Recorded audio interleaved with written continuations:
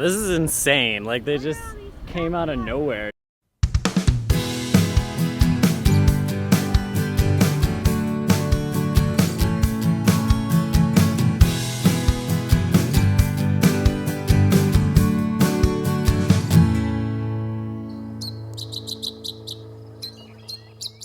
Oregon is a state perfect for those who love exploring the outdoors.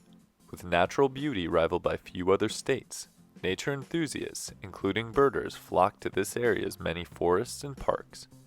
One of the most unique of these places is Crater Lake State Park.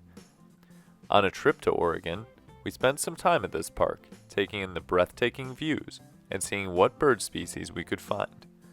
Out of all of the expected birds here, there was one that stood out to us as a species that we really wanted a good experience with.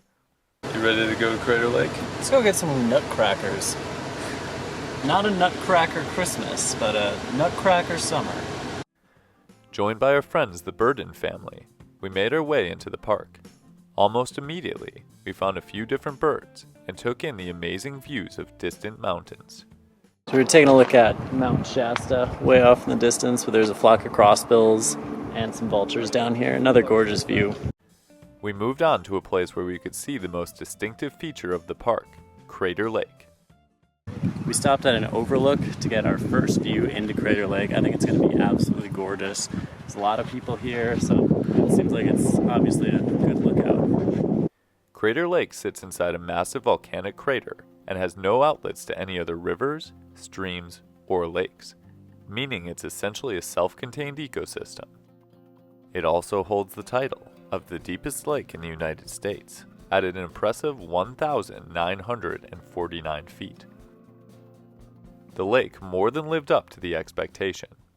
This is an absolutely gorgeous view. The water is so blue, and you can see how quickly it drops off. Just breathtaking. I think it's even more beautiful than I thought it would be. One thing that's very striking about this particular lake is that it's incredibly blue, and I was not expecting that. I thought it would be kind of regular colored water, but if you look out, it's just this deep sapphire blue color, and you see the snow on the outside too. It's incredible. As we were marveling at the lake, we got our first looks at the bird we were most excited to see. Well, we just saw our first Clark's nutcracker at closer range than we've ever seen one before, and Kailana just pointed it out. She's just like, boom, nutcracker. So there we have it. Let's go see if we can take a look. We went to another overlook that offered another beautiful vista, and this time, the Clark's nutcrackers were as obliging as one could possibly ask for, with as many as 12 of them buzzing around the lookout.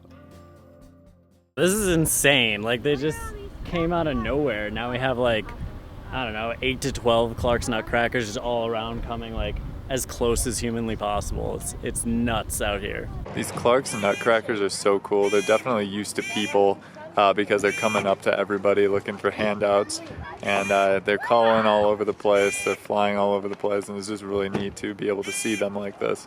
In this location, the nutcrackers were extremely friendly, taking food from people and standing within feet of us. These are the most abundant birds up here, and it's really interesting to hear all their vocalizations. They're very noisy, very animated, and super friendly up here. But look at this one. They're just coming up to everybody. The chipmunks are coming up to everybody, and you have this amazing backdrop, so it's like, cool bird, cool view. What more could you ask for up here? The Clark's nutcracker is a medium-sized gray bird with black wings and a black bill. In flight, they show white on their outer tail feathers and the tips of their wing feathers closest to the tail. These loud birds make a raspy call that easily cuts through the subalpine forests where they typically live. Clark's nutcrackers can be found year-round in many of the western states in the U.S. as well as western Canada. While they don't necessarily spread out during different times of the year, they may travel higher and lower in elevation.